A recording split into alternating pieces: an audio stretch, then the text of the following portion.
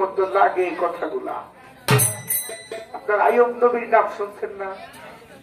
আইয়ুব নবী একদিন আল্লাহর কাছে প্রার্থনা করেছিলেন, মাওলা, আল্লাহ বলেছিল আইয়ুব নবী তুমি আমারে কেমন ভালোবাসো? আইয়ুব নবী বলেছিল, মাওলা আমি তোমার সবচাইতে বেশি ভালোবাসি। ওই যদি ভালোবেসে থাকো তাহলে তুমি যদি এখন সুখে আছো আমারে ভালোবাসো, দুঃখে পড়লো আমাকে ভালোবাসবা। আইয়ুব নবী বলেছিল, মাওলা আমি সুখে যেমন ভালোবাসি দুঃখে তার চাইতে বেশি তোমাকে বেশি ভালোবাসবো। আইয়ুব নবীর শরীরের মধ্যে কীড়া হয়েছিল, 12-18 বছর পর্যন্ত কীড়াই ভুগেছিল আইয়ুব নবী। আইয়ুব নবীর স্ত্রী ছিল, তার নাম ছিল বিবি রহিমা। আইয়ুব নবীর ঘরে খাবার ছিল না, মা রহিমা গিয়েছিল খাবার আনার জন্য। আর এই দিক দিয়ে শয়তান একটা দোকানদার দিয়ে, একটা মুদি দোকান দিয়ে শয়তানে বইছে।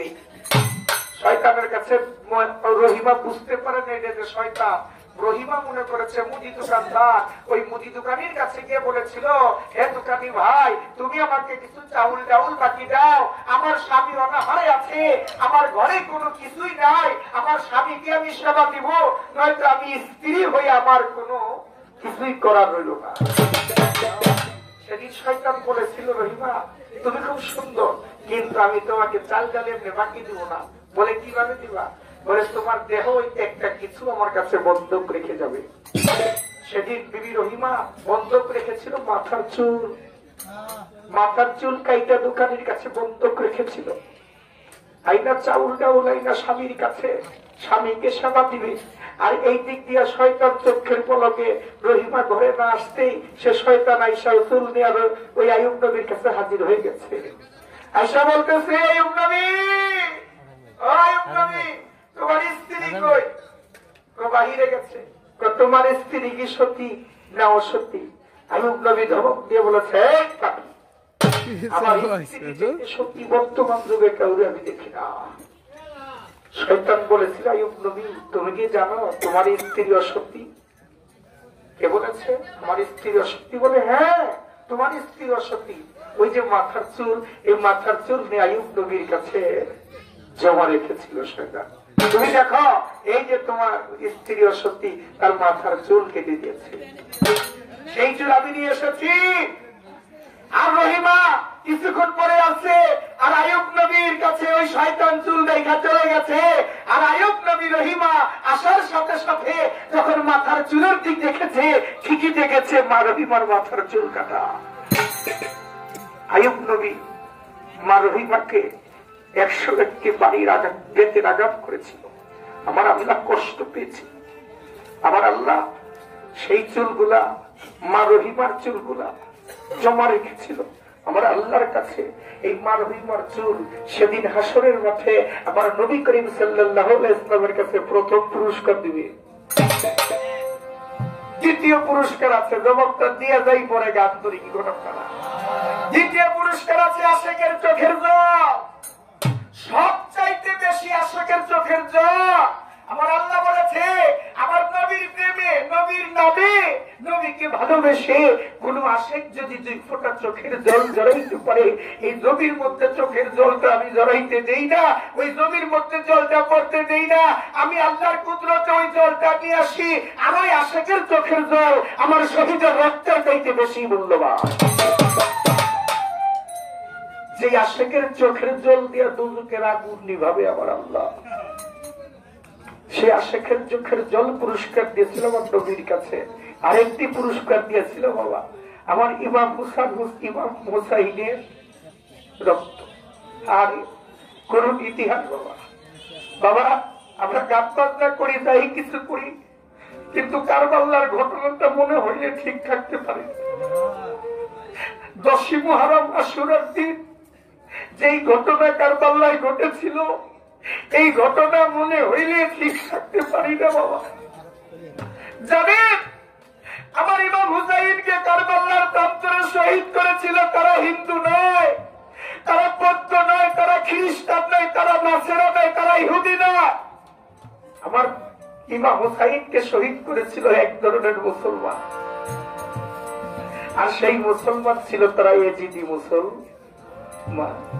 এজিদি মুসলমান আমার ইমাম হুসাইনকে শহীদ করেছিল কারবালার ময়দানে আশুরার দিন।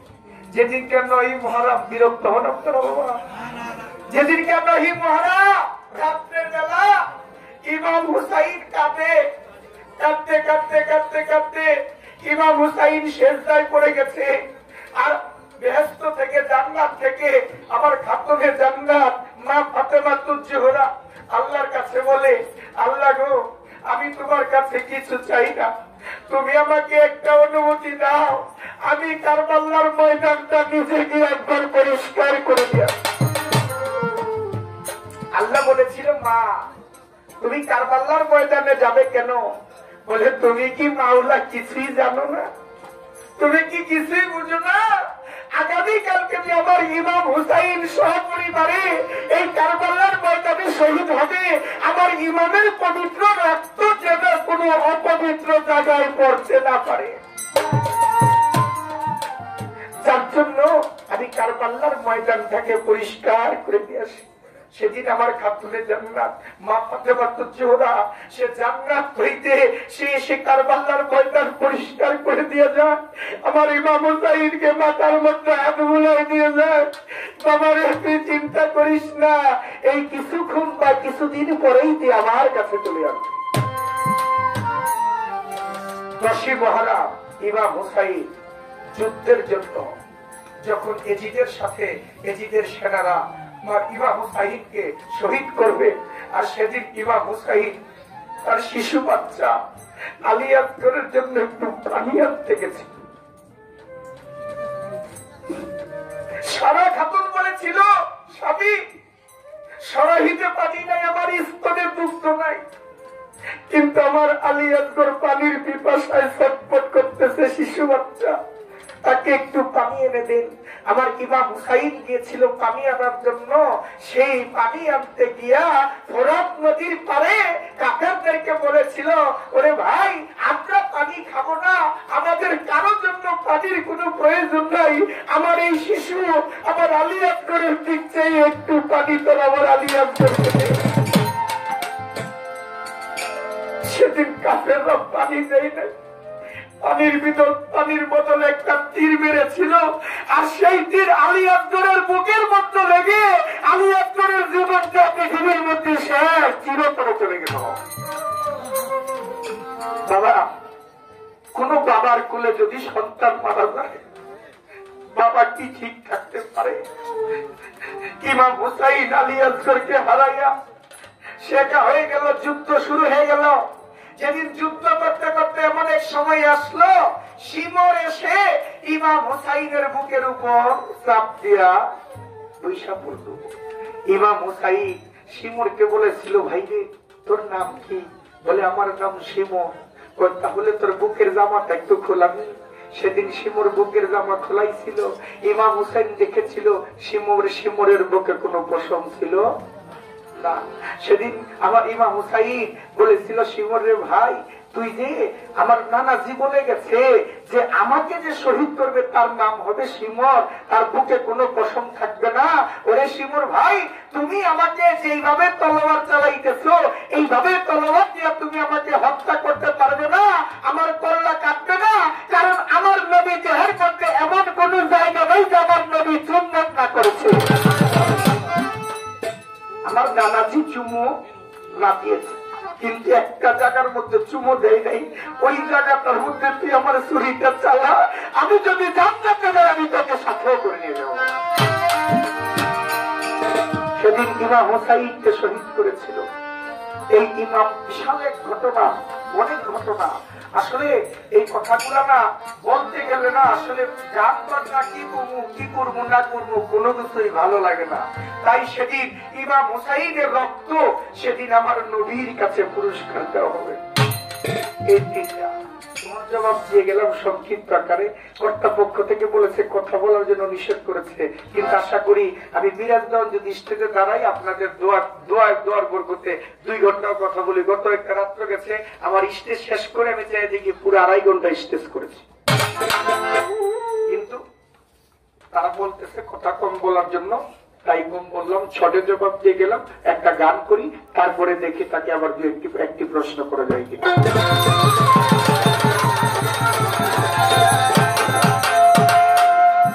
তোমরা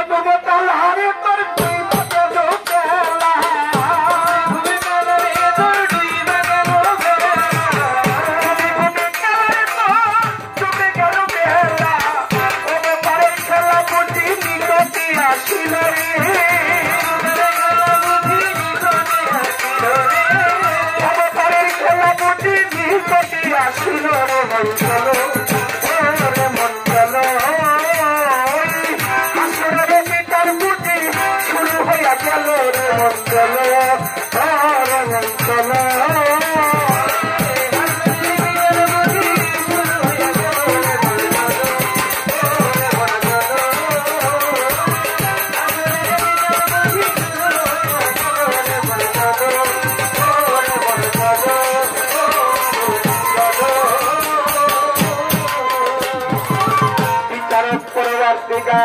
আপনি সকিবে না স্যার জাহান্নামের আগুন সেদিন পাবে পুরস্কার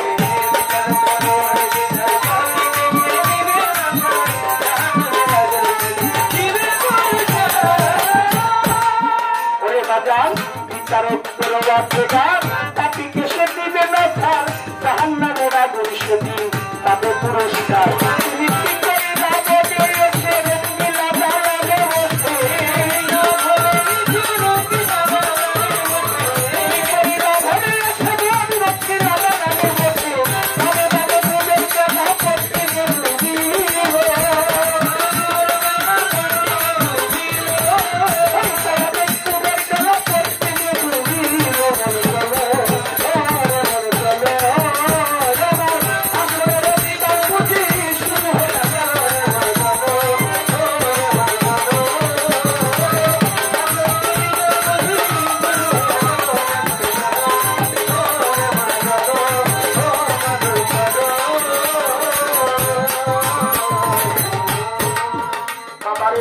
মরার পরে পাবে জীবন আমল নামা দেখবে তখন দাড়ি পাল্লাই ওজন তোমার হবে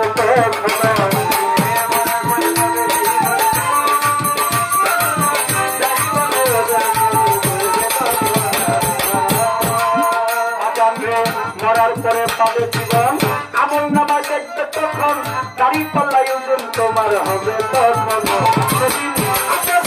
হাতে দিবে পায়ের শান্তি পায়ে দিবে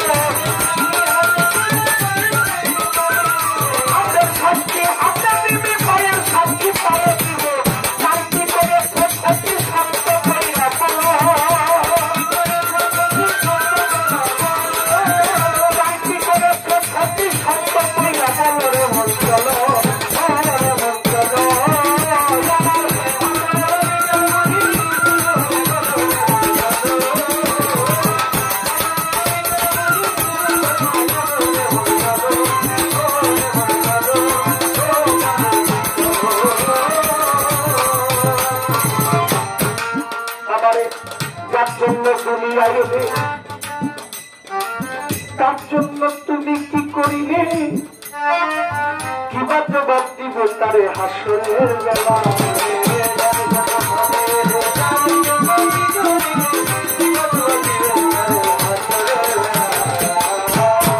তার জন্য তুমি আইলে তার জন্য তুমি কি করিলে কিবা জবাব দিবে তারে হাসরের বেলা বাবা যত ইবাদত করেন যত গুরুর পূজা করেন যত নামাজ পড়েন যত রোজা করেন যত হজ করেন যাকাত দেন আপনার কোনো কিছু আল্লাহর দরবারে কবুল হবে না যদি আপনার বাবা মাকে ভালো না বাসেন যদি কেউ বাবা মার মনে বিন্দু মাত্র কষ্ট দেয় আপনি ইবাদতের পাহাড় বইয়া দিল আল্লাহ খুশি হবে না নবী খুশি হবে না বাবা বাবা মা সন্তানকে মানুষ করার জন্য মানুষের বাড়ির কাজ করে একটি মাত্র ছেলে বাবায় শ্যামবাজার পূজা টানে যারা পূজা টানে তাকে কুলি কয় না বাবায় কুলিগিরি করে মায় মানুষের বাড়ি থাল বাসন মাঝে বাবায় মাথার মধ্যে পূজাটাই না মাথায় ঘা করে ফেলেছে মায় থাল বাসন মাজতে মাজতে হাতের মধ্যে ঘা করে ফেলেছে ডাক্তারের কাছে যায় না ওষুধের জন্য কেন যদি ওষুধ যেই টাকাটা যায় না ওষুধ খামো ওই টাকাটা দিয়ে আমার হৃদয়কে আমরা লেখাপড়া করবো বাবা মা ডাক্তারের কাছে যায় না এই দিক দিয়া ছেলে ইউনিভার্সিটিতে পড়ে লেখাপড়া করে 6 মাস হয়ে গেছে ছেলের দেখা নাই হৃদয়ের দেখা নাই মায় বাবাকে বলে স্বামী 6টা মাস হয়ে গেছে আমার হৃদয়কে আমরা দেখি না আপনি যান না আমার হৃদয় কি খায় আমার হৃদয় কি না খায় কিভাবে আছে শুকায় গেছে কিনা আপনি একবার আমার হৃদয়ের কাছে যান বাবা গেছে হৃদয়ে দেখতে, গিয়ে বন্ধুদের কাছে জিজ্ঞেস করে, তোমরা কি আমার হৃদয়কে দেখেছো? বন্ধুরা বলে, হৃদয় আপনার কি হয়? বলে, হৃদয় আমার ছেলে। বন্ধুরা বলে, কাকা হৃদয় যদি আপনার ছেলে হয়ে থাকে, হৃদয় তো এখন আর হৃদয় নাই, সে তো বড় লোকের মেয়ের জামাই হয়ে গেছে। বাবাই বিশ্বাস করে না, না আমি অনেক পরিশ্রম করেছি, আমাদের সুখ চাই নাই, একসময় একটা ভালো কিছু খাইতে মনে চাইতে খাই নাই, ওই টাকাটা আমার হৃদয়ের জন্য জমা রেখে দিছি। আমার হৃদয় আমাদেরকে ছাড়া কোনদিন এই কাজ করতে পারে না। বন্ধুরা বলে, কাকা আপনি সরল প্রাণীর মানুষ তো বিশ্বাস করেন না, চলেন আমাদের সাথে, যেই বাড়িতে বিয়ে করছে ওই বাড়িতে বড় বিল্ডিং আছে, আপনারা নিয়ে দেখায় আসুন। বাবাই গেছে দেখতে, গিয়ে দেখো বাড়িতে দারোয়ান আছে। বাবাই জিজ্ঞেস করে দারোয়ানকে, ভাই দারোয়ান এই বাড়িতে কি আমার হৃদয় থাকে? দারোয়ান বলে, হৃদয় বলেন কেন? হৃদয় সাহেব বলতে পারেন না, সে তো এখন আমাদের সাহেবের মেয়ের জামাই।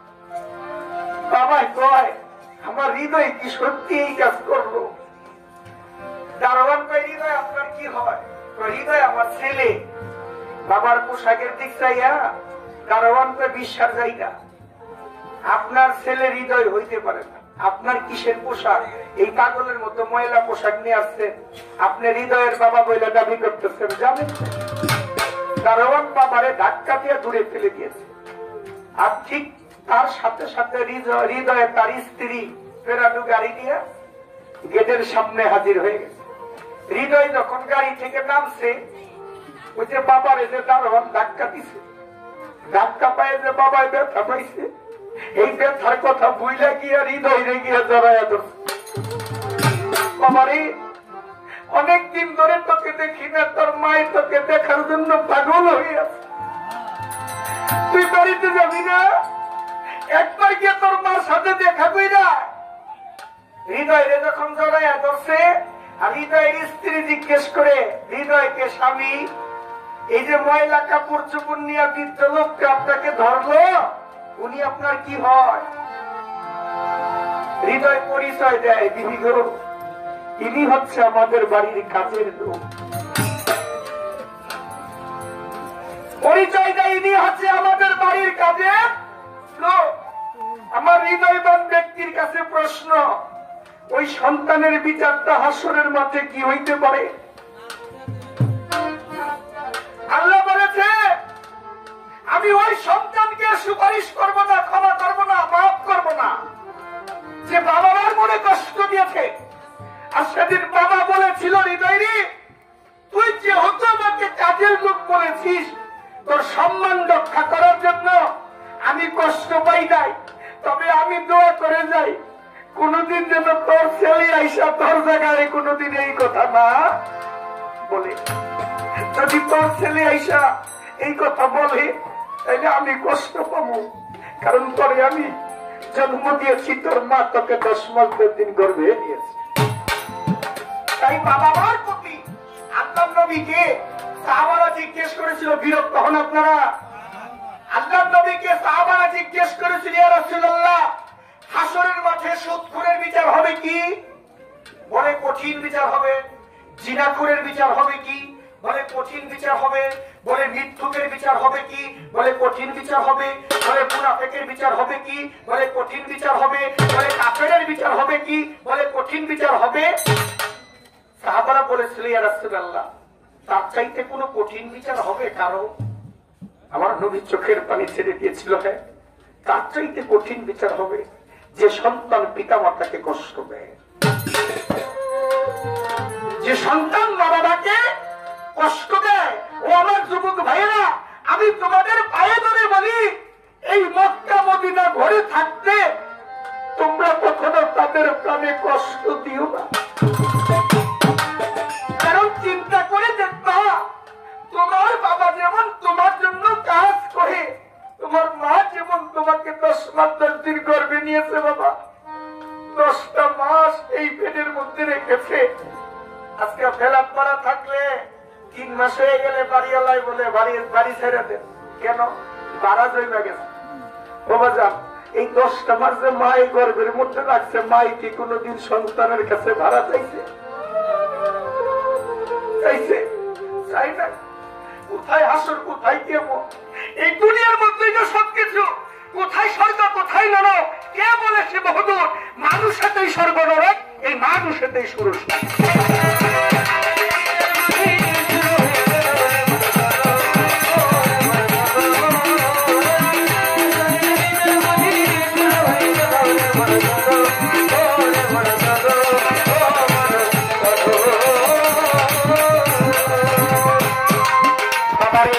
যার জন্য দুনিয়া এলে, তার জন্য কি করিবে, কিবা জবাব দিবে তারে হাসরের বেলায়।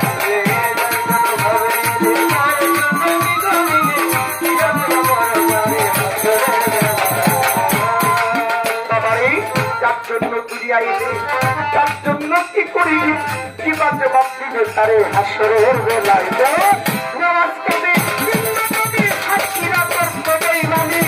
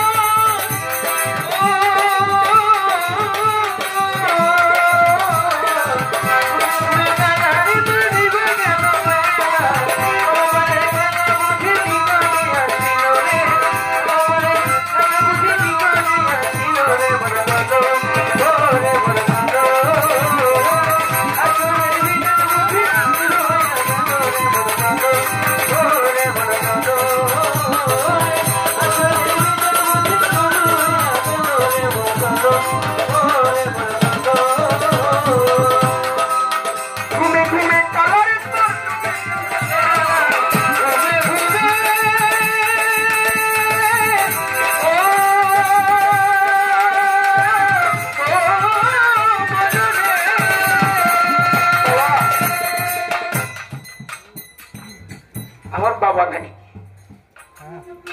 মা আছে। সে অনেক দিন ধরে অসুস্থ।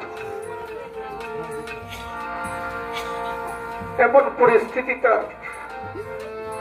আমার মায়ের সামনে যখন আমি দাঁড়াই, আমার মনে হয় সন্তান হিসাবে আমার মায়ের জন্য কিছুই করতে পারি না। সন্তান হিসাবে আমার মায়ের জন্য কিছুই করতে পারি না।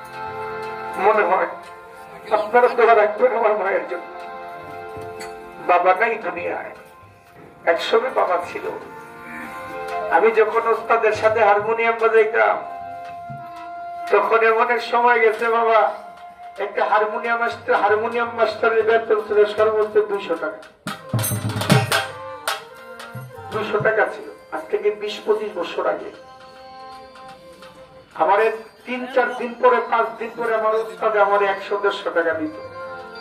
আমার ছোটকালে একটা অভ্যাস ছিল, খুব খারাপ অভ্যাস। খারাপ অভ্যাসটা কি? আমি কখনো কোনোদিনই সিগারেট বিড়ি খাইতাম না। না খাইলে তো আর কোন টাকার খরচ হইতো না। বাড়িতে আসতাম, আমার বাবা ছিল ব্লাড ক্যান্সারের রোগী। বাড়িতে আসতাম, আমার বাবা বলতো মিরাজের আমার এই ওষুধটা লাগবে। আমি পকেট থেকে টাকাটা বাইর করে দিয়ে ওষুধ আনতাম। আমার না মনে খুব শান্তি লাগতো যে আমার নিজের কামাই টাকা দিয়ে আমি আমার বাবার সেবা করতেছি, আমার বাবার খেদমত করতেছি।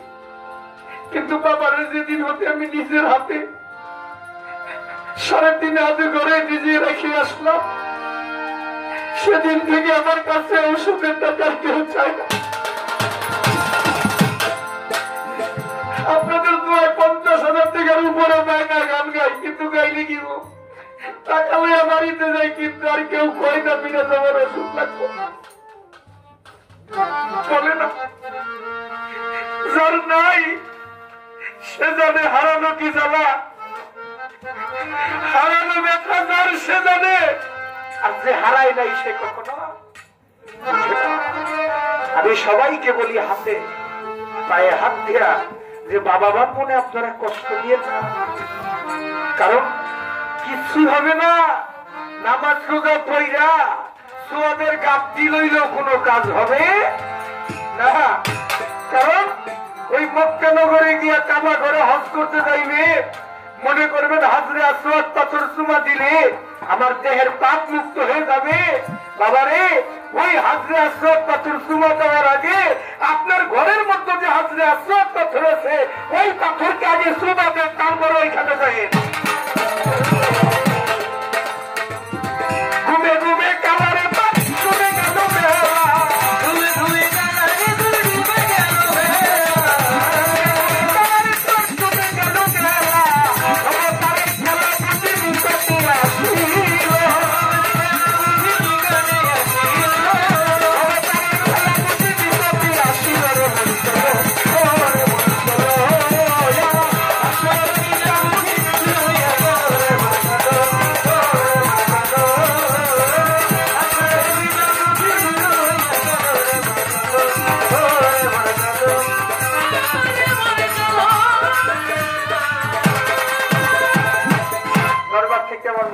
এসে 500 টাকা ফুলের মালা দিয়ে আমার আশীর্বাদ করে গেছেন। মায়ের চরণে আমার ভক্তি। প্রসাদের বেলা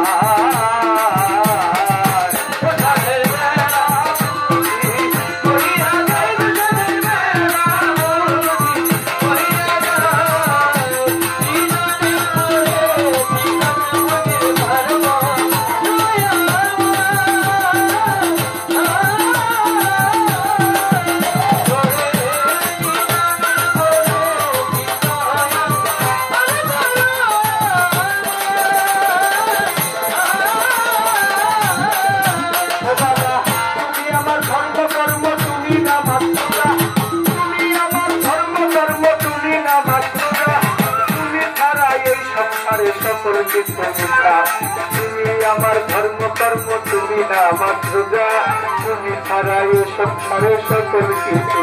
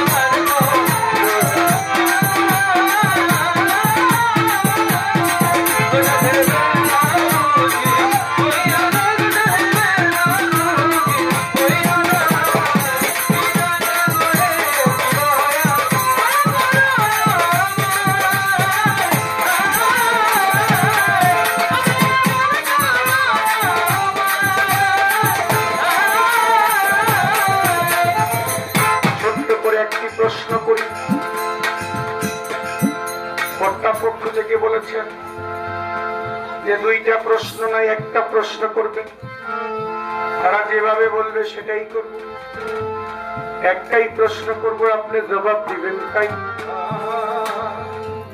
আবার নবী করিম সাল্লাল্লাহু একজন একটা চিঠি দিছিল, চিঠি।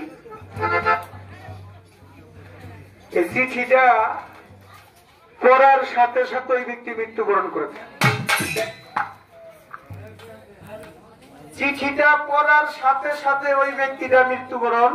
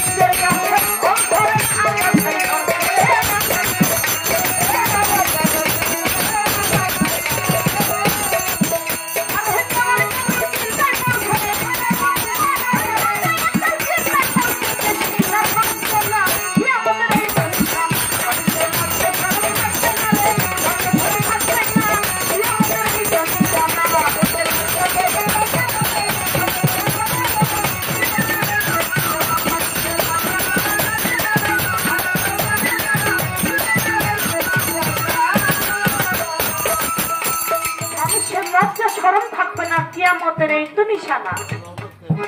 বড় যারা পাবে না সালাম, পবিত্র কালাম, ছোট পাবে না স্নেহ হাদিস দেখিলাম। চলবে যত আকাম কুকাম, কেউ কাহারে মানবে না। মসজিদে পড়িলে আজান, যাইব না অনেক মুসলমান। বর্তমানে মসজিদ দেখবেন বাবা, ঘরে ঘরে মসজিদ। এক দলের লোক অন্য দলের মসজিদে যায় না। আসলে কোরআন নামাজ পড়ে নাকি দেখা যাইতেছে এক দলের লোক মসজিদে রাস্তা দিয়ে যাইতেছে ঠিকই, কিন্তু ওই আপনি নামাজই পড়বে না। নিজের মসজিদে না পড়তে পারে, অন্য গ্রামের মসজিদে নামাজ পড়বে না। কারণ দল যদি নষ্ট হয়ে যায়, এই যে দল করে, তাই মসজিদে পড়িলে আজান, যাইব না অনেক মুসলমান। টিভি সিনেমা দেখবে ওরা সমানে সমান, মদ গাজায় থাকিবে বেঈমান, ঈমান বলতে রইবে না। শেষ জামানা আসিয়া পড়ছে, সন্তান মায়ের মারছে। দেখবেন বাবা, কিছু কিছু সন্তান আছে আমাদের গ্রাম দেশে, নিজের মায়েকে ভাত দিবে তো দূরের কথা, বইয়ের কথা শুনে নিজের মাকে মারে। বলে তোমার মাকে যদি তুমি ঘরে একটা দিন রাখো, তাহলে তোমার সংসার কিন্তু আমি আর করবো না। এমনি ভাবে যখন এই কথা বলে, ছেলে বাধ্য হয়ে কি করে, মাকে বৃদ্ধাশ্রমে নিয়ে পাঠায়। সেই মাকে সেই মাকে নিয়ে বৃদ্ধাশ্রমের মধ্যে রাখে। আমাদের গ্রামের মধ্যে এক লোক বিদেশে যায়, বিদেশে গিয়ে আমার বড় ভাইয়ের কাছে যায়, বলতেছে ভাই আগামীকাল তো আমার ফ্লাইট, আমি তো চলে যাচ্ছি, তো ভাই তুমি আমার জন্য দোয়া করো। বলে ভাই রে, তুমি তো বিদেশে যাই না, বিদেশ থেকে ভালো ভালো লাইট পাওয়া যায়, যদি কেউ আসে তুমি দামি একটা লাইট পাঠিয়ে দিও। ভাবির কাছে গেল, ভাবি আমি বিদেশে যাইতেছি। বলে ভাই তুমি বিদেশে যাইতেছো, শুনেছি সিঙ্গাপুরের শহর নাকি খুব ভালো, তো তুমি আমার জন্য একটা স্বর্ণের চেন পাঠাই। বড় বইনের কাছে গেল, বড় বইনেও সোনা দানা চাইলো। শেষ পর্যন্ত মায়ের কাছে গিয়া কয়, মা আমি তোমার জন্য কি নিয়ে আসবো, মা আমি চলে যাইতেছি। ভাই লাইট চাইছে, ভাবি চেন চাইছে, বইনে চেন চাইছে, ও মা তোমার জন্য আমি কি নিয়ে আসবো। বলে বাবা রে, তোর কাছে আমি কিছু চাই না, তুই আমার বুক ছিল ধন, তুই আমার বুক ছিল ধন, 10 মাস 10 দিন তোকে গর্ভে আমি ধারণ করেছি, কত কষ্ট করে তোকে আমি লালন পালন করেছি। বাবারে তুই বিদেশ থেকে দেশে ফিরে আসলেই আমার জন্য সম্ভব, আমি আর কোনো কিছু করতে চাই না। একজন মা সে পৃথিবীতে কিছুই চায় না তার সন্তানকে ছাড়া। মা খালা বলেন, চাচি বলেন, ফুপু বলেন, ভাই বলেন, ভাবি বলেন, কেউ মায়ের সমান না। তাই এই শেষ জামানায় এসে মানুষ মায়ের মারতেছে। আমার আল্লাহর নবীর কাছে প্রশ্ন করা হলো, বলল জান্নাত কোথায়? আমার আল্লাহর নবী বলল জান্নাত হচ্ছে যার যার মায়ের কদম তলে যার যার জান্নাত। 3 বার তিনি মায়ের কথা বলেছেন, সান্ত্বনামূলক একবার তিনি বাবার কথা বলেছেন। আজকে সেই মাকে যদি আমরা মারি, সেই মাকে যদি আমরা দুঃখ কষ্ট দেই, আমাদের মতো গুনাহগার বান্দা আর কেউ হইতে পারে না। আমাদের জান্নাত তো দূরের কথা, দোজখে হাবি আর আগুনে আমাদের চলছে। শেষ জামানা আসিয়া পড়ছে, সন্তান মায়ের মারছে, তোর নিজের গাছে ফল ধরে না, আগাছায় ধরছে। দেখবেন যার যার ঘরে স্ত্রী আছে, তার ঘরে কোনো সন্তান নাই, দেখবেন আগাছার মধ্যে গিয়ে একটা সন্তান জন্ম হয়েছে। এই যে নিজের যৌবনকে অপক্ষে ধ্বংস করতেছে, কুপক্ষে ধ্বংস করতেছে, নিজের যৌবনকে সঠিক পথে পরিচালনা করতেছে না, এর জবাবও দিতে হবে।